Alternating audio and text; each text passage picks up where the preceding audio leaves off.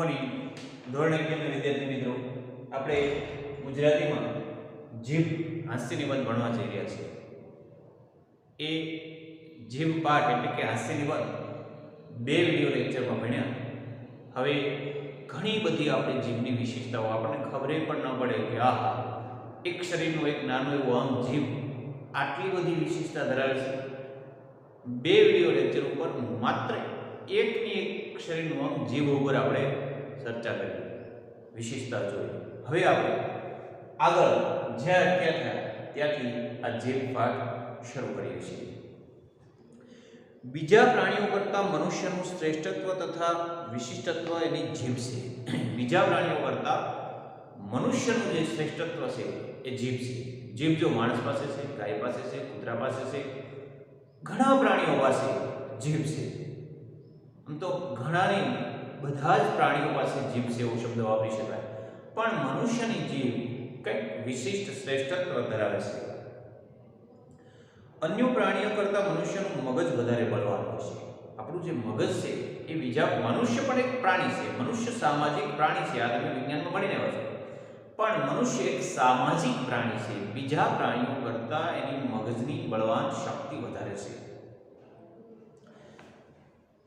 અથવા એનામાં બુદ્ધિ હોય છે. આ વાત મનુષ્ય અને પ્રાણી બંનેના પરિચયમાં આવનાર કોઈથી પણ મનાય એવી નથી. મનુષ્ય કરતાં આંખની બાબતમાં બિલાડી, હાથની બાબતમાં ગોરીલો, નાકની બાબતમાં કૂતરો, પેટની બાબતમાં વરુ અને પગની બાબતમાં ગધેડો બળવાન હોય છે, જાણીતું છે. મનુષ્ય કરતાં કૂતરાની ગંધ વધારે આવે. કેટલાય પ્રાણી પક્ષી મનુષ્ય કરતાં સારું જોઈ શકે. પગ, બળદ જુઓ તમે, પાડો જુઓ, ગધેડો જુઓ, આ બધા પગ, ટૂંકમાં આપણી પાસે જે ઈશ્વરે અવયવ આપ્યા છે, આંખ, નાક, કાન, પગ, હાથ, આ બધા આપણા શરીરના અવયવ કરતાં વધારે પ્રાણીઓ પાસે શક્તિ છે. પણ જીભ એક એવી છે, એમાં પ્રાણીઓ પાસે એટલી શક્તિ નથી. તેમજ બીજા દાનવની માફક એની શિંગડાની પૂંછડી પણ હોતા નથી. એ પરથી સમજાય કે મનુષ્ય કરતાં જીભ સિવાયની બીજી ઇન્દ્રિયોના વિષયમાં અન્ય પ્રાણીઓ વધારે નસીબદાર છે. જીભ સિવાયની બાબતમાં મનુષ્ય કરતાં શરીરના અવયવોની બાબતમાં બીજા પ્રાણીઓ વધારે નસીબદાર એટલે કે ચડિયાતા છે. મનુષ્યનો ખરેખરો વિકાસ જીભના વિષયમાં થયો છે. કીડી, મકોડા, વંદા આદિની જીભ હોતી નથી. સુખ દુઃખના ધ્વનિ પણ એનાથી કાઢી શકાતા નથી.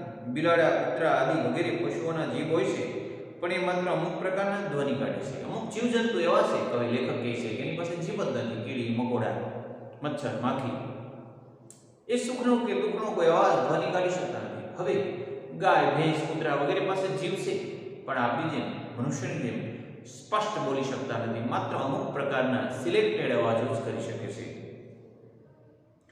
એથી ઉચ્ચ પ્રકારના પ્રાણીઓ જીભ વડે વિવિધ પ્રકારના ધ્વનિઓનું ઉચ્ચારણ કરી શકે છે. પોપટ વગેરે પક્ષીઓ કંઈક માણસના અવાજને મળતા આવે એવા ધ્વનિ કાઢી શકે. પરંતુ એક મનુષ્ય એવું પ્રાણી છે જે જીભ વડે કોઈ પણ પ્રકારનો ધ્વનિ કાઢે. બધા જ પ્રાણી અને પક્ષીઓમાં મનુષ્ય જેટલી જુદા જુદા અવાજો બોલવાની શક્તિ નથી. એક પણ પ્રાણી પક્ષીમાં નથી. પશુ પંખીઓ તેમ કરી શકતા નથી. માટે મનુષ્ય પશુ પંખી કરતાં શ્રેષ્ઠ ગણાય છે. એક મનુષ્ય બીજું મનુષ્યને કૂતરા, ગધો, સુવર, હેવાન વગેરે કહી શકે. જાનવરો એકબીજાને માણસ, આદમી, ઇન્સાન વગેરે દઈ ગાળ્યો આપી શકતા નથી. કોઈ માણસ સારવાર આપણે એમ કહીએ કે ગધેડા, આવા ભૂંડ જેવો છે, આવા આપણે શબ્દો વાપરીએ છીએ કારણ કે જીભ છે. પણ બીજા પ્રાણીઓ, એક ગધેડો બીજા ગધેડા નથી કહેતો કે ભાઈ તું તો આદમી જેવો છો, એ તું તો માણસ જેવો છો, આવું બોલી શકતા નથી. એટલે માણસ કરતાં ઉતરતા દરજ્જાના ગણાય. મનુષ્ય પોતાને શ્રેષ્ઠ કહી શકે જીભ વડે, બીજું કોઈ પ્રાણી પોતાને શ્રેષ્ઠ કહી શકતો નથી. મનુષ્ય એમ કહે છે હું શ્રેષ્ઠ છું, એનું કારણ જીભ છે એટલે બોલી શકે. કૂતરો એવું નહીં કહી શકે કે હું બધા જ પ્રાણીઓમાં શ્રેષ્ઠ છું. વિચારી શકતો હશે કદાચ, ખબર નહીં, અનુભવી શકતો હશે, ખબર નહીં, પણ રજૂઆત નહીં કરી શકે. માણસ કાંઈ ન હોય, ઢગલાનો ડવ હોય, અરે રસ્તા ઉપર પાગલ માણસ જતો ને એમ કે દુનિયાનો બેતાબ હું એક જ છું, એટલું બોલી શકે છે ગાંડો માણસ, કારણ કે એને જીભ છે. બીજું કોઈ પ્રાણી પોતાને શ્રેષ્ઠ કહી શકતું નથી. એ જ બતાવે છે કે મનુષ્યની શ્રેષ્ઠતા એની જીભને લીધે જ હોય છે. સમયને સંજોગોને અનુકૂળ થઈ જવાની જીભની શક્તિ પણ સ્ત્રીના જેટલી છે. સ્ત્રી જેમ સમય સંજોગોને અનુકૂળ થઈ જાય, મુશ્કેલી હોય તો એ સ્ત્રી રસ્તો કાઢવા લાગી જાય. ગરીબ ઘરની સ્ત્રી અમીર ઘરમાં સાસરે હોય તો ખબર ન પડે કે આ ગરીબ ઘરની છે, અને અમીર ઘરની દીકરી ગરીબ ઘરમાં સાસરે હોય તો પણ ખબર ન પડે. ટૂંકમાં પરિસ્થિતિને અનુકૂળ થવાની જે શક્તિ સ્ત્રીમાં છે એ જીભમાં પણ છે. પિતાના ઘરના વાતાવરણ કરતાં તદ્દન ભિન્ન પ્રકારના વાતાવરણમાં આવેલી નવોઠા નવીન પરિસ્થિતિને અનુકૂળ થઈ જાય. જાણે એ વાતાવરણમાં નાનપણથી ઉછરી વર્તવા માંડે. પ્રાંત જુદા હોય, ક્યારેક ક્યારેક તો એવા દાખલા હોય, ગુજરાતની દીકરી મધ્યપ્રદેશમાં હોય, મધ્યપ્રદેશની દીકરી ઉત્તર પ્રદેશમાં હોય, બોલી જુદી હોય, રિવાજો જુદા હોય, ઘરનું વાતાવરણ જુદું હોય, ઘરની ખોરાક પણ જુદા હોય, છતાં એ દીકરી એકાદ વર્ષમાં કે એકાદ મહિનામાં એવી એ પરિવાર સાથે હળી મળીને ઘડાઈ જાય કે અવાજનો લહેકો જોતા પણ આપણને ખબર ન પડે કે આ દીકરી સૌરાષ્ટ્રની છે અને ઉત્તર ગુજરાતમાં સાસરે છે, કે આ ઉત્તર ગુજરાતની દીકરી સૌરાષ્ટ્રમાં છે, ભળી જાય. તે જ પ્રમાણે જીભ પણ ઘણા સંજોગો બદલાતા તરત જ એને અનુકૂળ થઈ જાય છે. સુધારકો પર તીવ્ર પ્રાણ વરસાવતી જીભ સંજોગો ફેરફાર થતા તરત જ સુધારકની પ્રશંસા કરવા માંડી પડે છે. એક જ માણસની જીભ. આજે એક વિદ્યાર્થીને હું કહેતો તને કાંઈ આવડતું નથી, તું ભણતો નથી, તું પાસ થવાનો જ નથી, ખીજાઈ ગયો, અને એ જ વિદ્યાર્થી પાસે તરત જ સારું રિપોર્ટ બતાવે, એનું પ્રેઝન્ટેશન સારું આવે એટલે બીજે દિવસે એ જ વ્યક્તિ ઉપર આ મારી જીભ સરસ, જો ભાઈ એક વિદ્યાર્થી કેટલો ડાયો છે, કાલે ને કાંઈ નથી, આજ કેટલું એનું રિઝલ્ટમાં સુધારો છે, સરસ, અભિનંદન ભાઈ, તારા જેવો તો ઓન ધ સ્પોટ તરત જ પ્રોગ્રેસ કરનાર કોઈક જ હોય. આ એકની એક જીભ ઘડીકમાં પ્રશંસા કરતી હોય તો ઘડીકમાં ગાળો દેવા મળે, ઘડીકમાં ગાળો દેતી હોય તો પછી પ્રશંસા કરવા મળે, વાતાવરણને અનુકૂળ થઈ જાય. ઘરને ખૂણે ઉપરી અમલદારની સખત ઝાટકણી કાઢતી જીભ અને અમલદારના સાનિધ્યમાં એના ગુણગાન ગાવા માંડી પડે. માણસ, ઘણા વિદ્યાર્થીઓ કોઈ મોટેરાની ગેરહાજરીમાં એના ઉપર ખરાબ બોલતા હોય, પણ હાજરીમાં જી સાહેબ, હાજી સાહેબ, ઓકે ઓકે ઓકે સાહેબ, એવા નરમાશથી બોલે કે આપણે એમ થાય કે આ વિદ્યાર્થી તો જીવનમાં કોઈ તોફાન નહીં કર્યું હોય. અમુક ક્લાસ 3 વર્ગ 3 એટલે કે પટ્ટાવાળા વગેરે જ્યારે અધિકારી ન હોય ત્યારે એની ભાનતા હોય કે આમ છે અને તો આમ છે અને એને બુદ્ધિ જ નથી, આવે એટલે જી સાહેબ, નમસ્કાર સાહેબ, તરત જ વાતાવરણ બદલી જાય. એક ગાડીવાળાએ એક નાના છોકરાને કંઈક વાગસર તમાશો માર્યો. છોકરો રડતો રડતો પોતાના પિતા પાસે ગયો. એના પિતા ઉશ્કેરાઈ ગયા. કોણે માર્યો મારા છોકરાને? એની છાલ ઉખેડી નાખું, જોઉં તો ખરો મારા છોકરાને આંગળી અડાડવાની હિંમત કોણે કરી છે? એમ બોલતો એ છોકરાએ લઈને આગળ આવ્યો. છોકરાએ ગાડીવાળાને બતાવીને કહ્યું, ગાણે માર્યો, 6 ફૂટનો ઊંચો.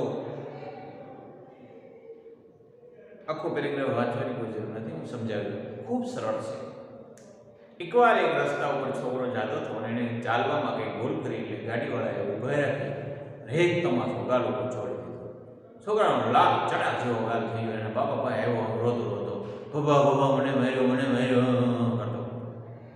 અને એના પપ્પા એકદમ ક્રોધમાં આવી ગયા, હું બેઠો ને મારા છોકરા ઉપર હાથ ઉપડે, ખબરદાર. તરત જ એના છોકરાને લઈને હાલ બતાવો, કોણે માર્યો? અને આગળ જઈને કીધું, છોકરો બીતો કે પપ્પા આણે માર્યો. હા, એના પપ્પાએ નજર કરી તો ગાડીવાળો નીચે ઉતર્યો. 6.5 ફૂટની હાઈટ, મોટી મોટી મૂછ, લાલ ત્રાંબા જેવી આંખો, અને ઓલો બેઠો મોઢા ઉપર સ્મિત રાખીને કે મેં માર્યો, બોલ હું છે? જે છોકરાના પપ્પાનો ગુસ્સો આસમાને વેવી ગયો હતો, તરત જ તે ઉતરી ગયો અને જીભ તરત વાતાવરણ અનુકૂળ થઈ ગઈ. ના બરાબર છે, સારું કર્યું તમે માર્યો તો. છોકરા ધ્યાન ન રાખે મારવા જ જોઈએ. આમ તરત જ વાતાવરણ, પરિસ્થિતિ બદલાતા, સમય સંજોગો બદલાતા જીભ પાછી વાત બદલાવી નાખે છે. જેનામાં એ શક્તિ જેટલી વધારે વિકસિત હોય એ વધારે પ્રતિષ્ઠા સંપન્ન, સમજો અને શાણો ગણાય. પરિસ્થિતિને અનુકૂળ શબ્દ ઉચ્ચારવાની, જીભને બદલવાની શક્તિ વધારે હોય એ માણસ વધારે શાણો એટલે ડાયો, હોશિયાર ગણાય. કામીની પેઠે જીભના જાદુ અને કામણ પણ અનેરા છે. કામિની એટલે એક પ્રકારની સ્ત્રી, જુદા જુદા ઘરેણા સજી, જુદી જુદી ચેષ્ટા કરનારી, ક્રિયા કરનારી સ્ત્રી કામિની. પુરુષને કામ જગાવે તેવી સ્ત્રી, એને પણ કામિની કહેવાય. જેને જોઈ અને પુરુષ એના ઉપર મોહિત થઈ જાય એને કામિની કહેવાય. કામિની પેઠે જીભના જાદુ અને કામણ પણ અનેરા છે. જેમ એક સુંદર સ્ત્રી પોતાના નખરાથી પુરુષને આકર્ષે પોતાના તરફ, એમ જીભ પણ એવી જ છે. મોહિનીના મોહનારને ભારે અસરકારક છે. નયન બાણ કરતા પણ જીભ બાણ વધારે કાતિલ નીવડે છે. આંખ રૂપી બાણ માર્યું અને નયન બાણ કહેવાય, શબ્દ રૂપી બાણ માર્યું અને શાબ્દિક બાણ કહેવાય. આજે જીભ બાણ છે એ આંખના બાણ કરતા વધારે માણસને હૃદય સંસર્વો વિધિ નાખે છે. આર પાર માણસને તલવાર મારી હોય તો સમયાંતરે ટાંકા લઈને ઘાર ઉજાઈ જાય, પણ શાબ્દિક બાણ માર્યા હોય એ શબ્દના બાણ માણસ જીવે ત્યાં સુધી ક્યારેય રૂજાતા નથી, એને જ્યારે ત્યારે તાજા થાય છે. ઘણીવાર અમુક ઓળખીતા પુરુષ પર કોઈ સ્ત્રી ફિદા થઈ જવાનું જાણીએ છીએ ત્યારે આપણને અત્યંત આશ્ચર્ય થાય કે એવું એનામાં છે શું? નથી રંગ, નથી રૂપ, નથી મર્દાનગી, નથી પૈસા, નથી પ્રતિષ્ઠા. એવું તે સ્ત્રીમાં એનામાં જોયું શું એમ સામાન્ય રીતે બધાને લાગે, પણ તન, મન અને ધનના વૈભવ વડે નહીં, એને તો જીભના જાદુથી એ સ્ત્રીનું મન હરી લીધું હોય છે. ઘણી વાર એવું બને, તમે નાના છો એ ખબર નહીં પડતી, એવું માનું છું કે કોઈ છોકરા સાથે કોઈ છોકરી પ્રેમ સંબંધથી જોડાઈ જાય એટલે છોકરાનું ગ્રુપ છે ઈર્ષ્યા કરે. આપણો ભાઈબંધને કાંઈ ખરાબ કપડાં પહેરતા આવડતા નથી, એનું ડોચું તો જો, વાંજરા જેવું મોઢું છે, ઓલી છોકરી એનામાં હું ભળી પડી છે, મળી એને નીકળે આઈ લવ યુ ના SMS કરે છે અને લેટર લખે છે. આવી જેનો મેળ નથી આવતો એ છોકરાઓ એ મોટેરાઓ ચર્ચા કરે કે ઓલા પુરુષના મોઢામાં ઠેકાણો નહીં, નથી પૈસા, નથી સારી ગાડી, એવો દેખાવડો નથી, વેસ્ટ ઇન્ડિઝથી આવ્યો એવો તેનો રંગ છે, અને ઓલી હિરોઈન જેવી છોકરી બોલો એનામાં ફિદા થઈ ગઈ, શું ભળી ગઈ છે. આવી વાતો થાય છે.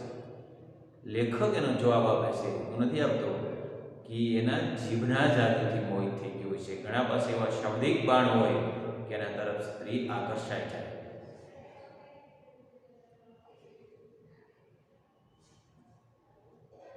આપણે જાણતા હોતા નથી, અભિમન્યુ પર નયનોના જાદુ અજમાવી ચૂકેલી ઉત્તરાએ જીભના જાદુ અજમાવવાનો વધારે અવસર મળ્યો હોત તો એ વીર પુરુષને બની રણસંગ્રામમાં જઈ સ્વર્ગવાસી બનવાને બદલે ધીર પુરુષ બની નમૂનેદાર ભુજસ્થામી થયો હોત. ઈશ્વર પણ જીભને વશ થઈ જાય, માત્ર મનથી નહીં પણ જીભ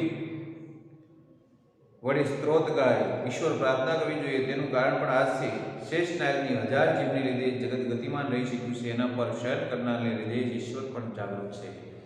જીભનું મહત્વ આગળ સમજાવતા લેખક કહે છે કે મહાભારતનું પાત્ર અર્જુનનો પુત્ર અભિમન્યુ પર ઉત્તરાએ નયનબાણ ફેંકી અને એને મોહિત કર્યો. પણ લેખક કહે છે જો જીભબાણ ચલાવ્યો હોત તો અભિમન્યુ છે યુદ્ધના સમ્રાટગણમાં વીર પુરુષ બની શહીદી ન પામ્યો હોત, એ ગૃહસ્થ બની અને હજી ઉત્તરાના પ્રેમમાં જીવતો. જીભનું મહત્વ સર્જક હાસ્ય વ્યંજનાત્મક હાસ્ય ઉત્પન્ન કર્યું છે. ત્યારબાદ એવું કહે છે કે શેષનાગ ઉપર પૃથ્વી વસેલી છે એવું માનવામાં આવે છે, અને શેષનાગની અનેક જીભ છે. સાપમાં અમે તમે ચિત્ર જુઓ એટલે જીભ બહાર જ અને એના ઉપર ઈશ્વરનો વાસ છે, ભગવાન વિષ્ણુનો વાસ છે, એનાથી જ આ દુનિયાની જીભ ચાલે છે.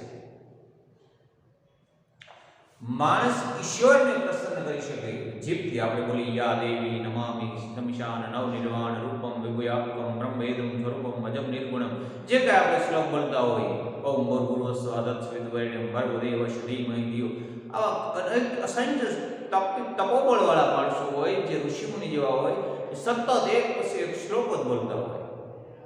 10મા ધોરણમાં તમે શ્લોકો ભણીને આવ્યા, અનાથો જરારોગ યુક્તો દરિદ્રો મામ પાહી પ્રપાહી ગતિસ્તમ તમ ભવાની, કેટલા બધા શ્લોક હોય. આ બધા શ્લોકો, આ બધા સ્ત્રોત ઈશ્વર પ્રસન્ન કરવા માટે રચાયા છે. શેનાથી ગવાય છે, શેનાથી બોલાય છે? જીભ વડે. જેમ દેશ દેશની જીભો વિશિષ્ટ પ્રકારની હોય છે, તેમ ભિન્ન ભિન્ન વ્યક્તિની ખાસિયત પણ જુદી જુદી જાતની હોય છે. કેટલીક જીભ શ્રોતાના કાનની ઉપાસક હોય છે, આખો વખત સાંભળનારના કાનમાં એ કેટલીક જીભો આત્મપ્રશ્નની હેલીમાં ડુબાડી દે છે, કેટલીક સાંભળનારની ખુશામતીમાં. ટૂંકમાં જીભના 4-5 વિશેષતાઓ હતી. કેટલાક માણસની જીભ એવી હોય કે જેને સાંભળવા માટે લોકો કાન ધરીને બેઠા હોય. કેટલાકની જીભ એવી ખુશામત જ કરતા હોય, ઓહો તમારી વાત થાય, તમે જ બળવાન, તમે જ શ્રેષ્ઠ, તમે જ બાપા મા બાપ છો, તમે જ સરકાર છો. આમ અને કેટલાય જીવ એવી હોય વીર પ્રશંસાની વાતો કરતા હોય કે જીવનમાં મનુષ્ય અવતાર મળ્યો છે, કાંઈ સાથે લઈ જવાનું નથી, ખાલી મુઠીએ જવાનું છે, જીવી લો, કાંઈ કામકાજ હોય તો કહેજો, બીજી વાર આ મનુષ્ય અવતાર નથી મળવાનો. અને એકવાર હારી જે જીવવું એની કરતાં મૃત્યુ સુધી વિજય પામવો છે, અમારા ઉપર મન ઉપર અંકુશ કરીને જીવવું છે. ટૂંકમાં આમ જીવના જુદા જુદા પ્રકાર હોય છે એ મનુષ્યના સ્વભાવના પ્રકાર બતાવે છે. મનુષ્યના સ્વભાવનો પ્રકાર એના જીવ દ્વારા નક્કી થાય છે.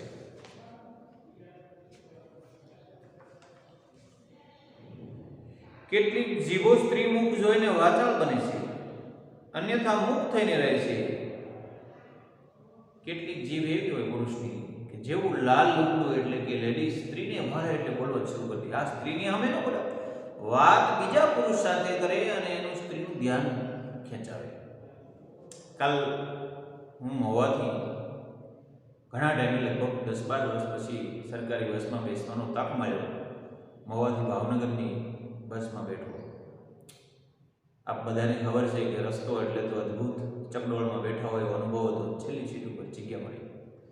એમાં મારાથી આગળની સીટ અને એનાથી આગળની સીટ હતી. એમાં એક વ્યક્તિ 35-40 વર્ષનો, નહીં ભણેલો, નહીં અભણ એવો, નહીં ગોરો, નહીં ધોળો, નહીં દેશી, નહીં વઢિયારો, એવો માણસ બેઠેલો.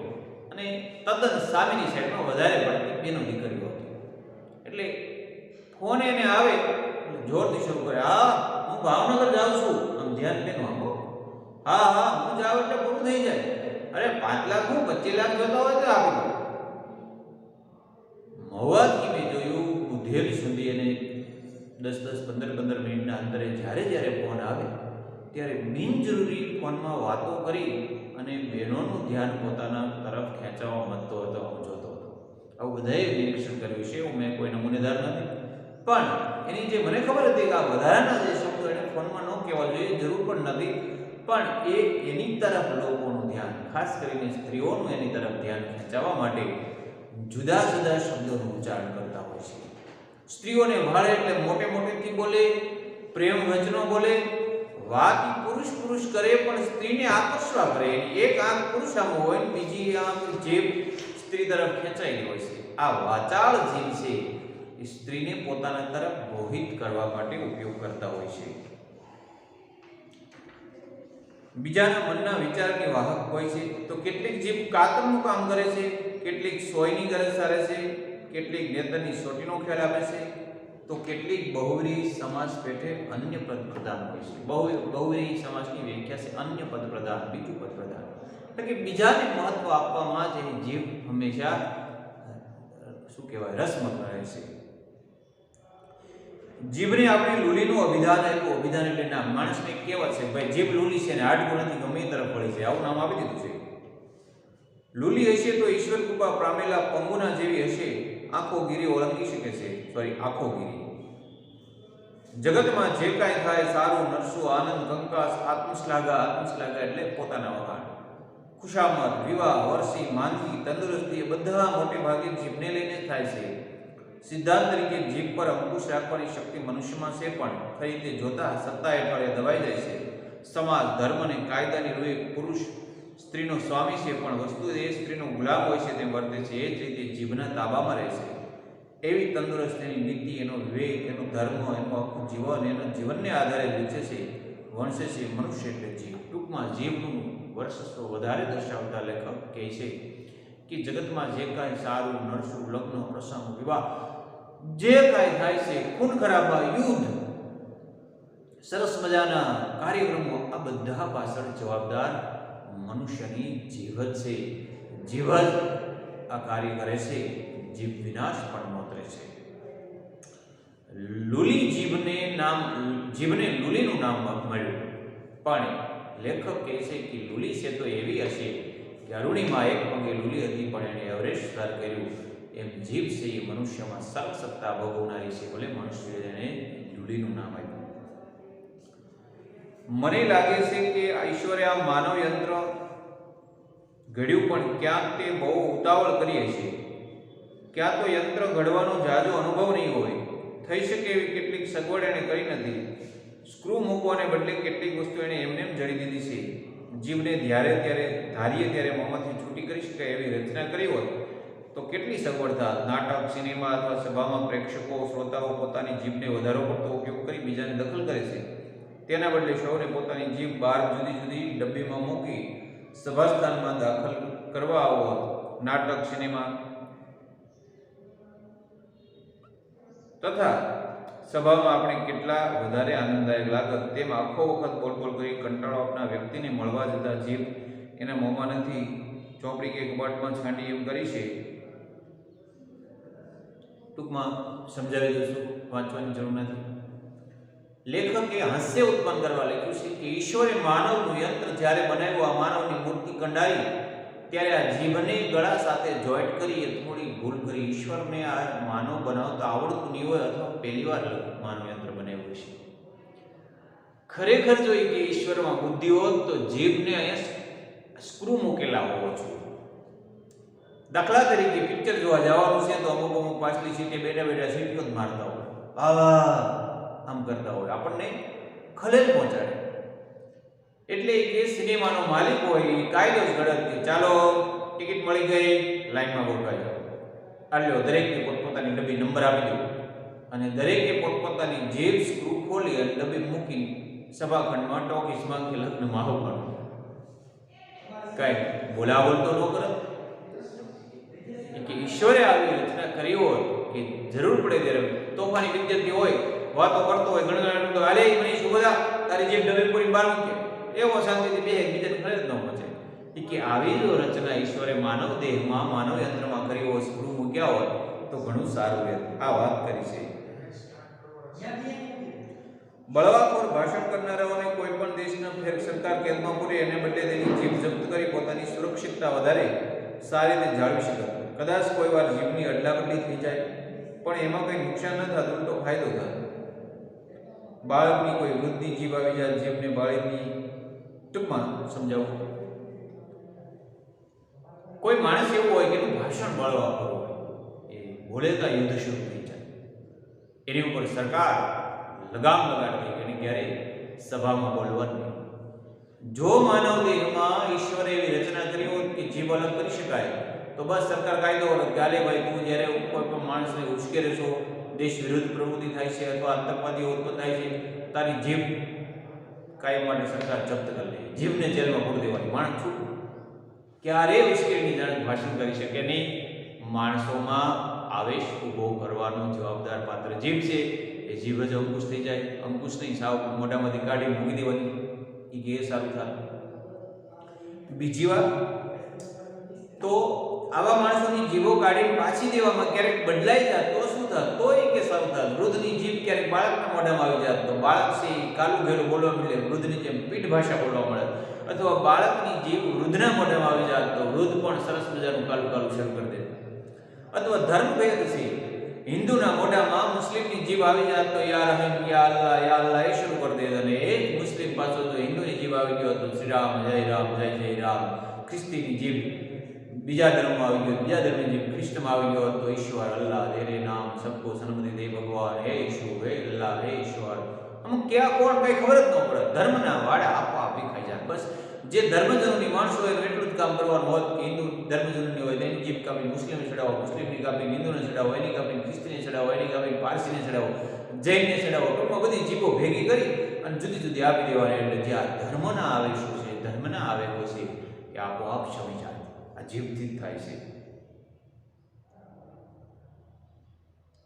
પ્રતિકૂળ સંજોગોમાં પણ આનંદથી શી રીતે કર્તવ્ય બજાવવા જવાય એ જીભ આપણને શીખવે છે. આગળ 32 ભયા જેવા મજબૂત દાંત, પાછળ ગળાની ઊંડી ખાય, અનેક પ્રકારના ટાઢા, ઊના, તીખા, ખારા પદાર્થોનો સતત મારો, સંચલન માટે ઓછામાં ઓછી જગ્યા, સૂર્યનો જરાય પ્રકાશ ન આવે એવી હાકડી અંધારી, એમાં લપાઈ રહેવાનું. આવી રીતે પ્રતિકૂળતાઓ છતાં જીભ આનંદથી, નિર્ભયતાથી પોતાનું કાર્ય કરી શકે, ખાંડપાનનો રસાસ્વાદ માણી શકે, અંદરના મન અને હૃદયના વિચાર ભાવોને વ્યક્ત કરી બહારનો સંસાર સાંચવે.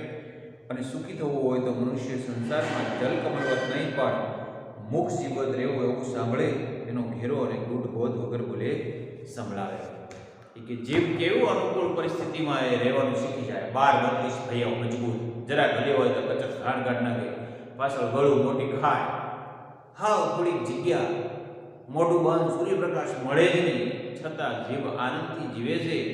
સર્વસ્વ અંગ તરીકે, સર્વસ્વ તરીકે એ પોતાની જવાબદારી નિભાવે છે, ડર્યા વિના જીવે છે. આમ માણસે જીભની જેમ જીવતા શીખી જવું જોઈએ. દરેક મુશ્કેલ પરિસ્થિતિમાં પણ અડીકતાથી જીવવું જોઈએ, ડરવું જોઈએ નહીં. જલ કમલવત, જળમાં જેમ કમળ રહે એમ નહીં, મુખ જીભવત, મુખમાં જેમ જીભ રહે એમ માણસે જીવતા શીખી જવું જોઈએ. બહુ મોટો પાઠ છે, માત્ર વાંચવાનો છે. સરસ મજાના હાસ્ય છે. જ્યાં જ્યાં જરૂર લાગી ત્યાં પેરેગ્રાફની અમુક લાઈનો મેં વાંચવામાં કાપી નાખી છે, પણ તમને સમજાવી દીધી છે. એક પણ સ્વાધ્યાયમાં પ્રશ્ન અઘરો નથી.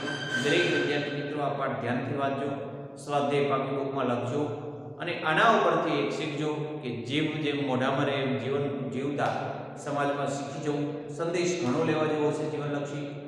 અને ખાસ એ વસ્તુ કે એક શરીરના નાના એવા અંગ જીભ ઉપર જો આટલા પાના લખી શકાતા હોય તો આપણે નિબંધ ગોખવું શા માટે જોઈએ?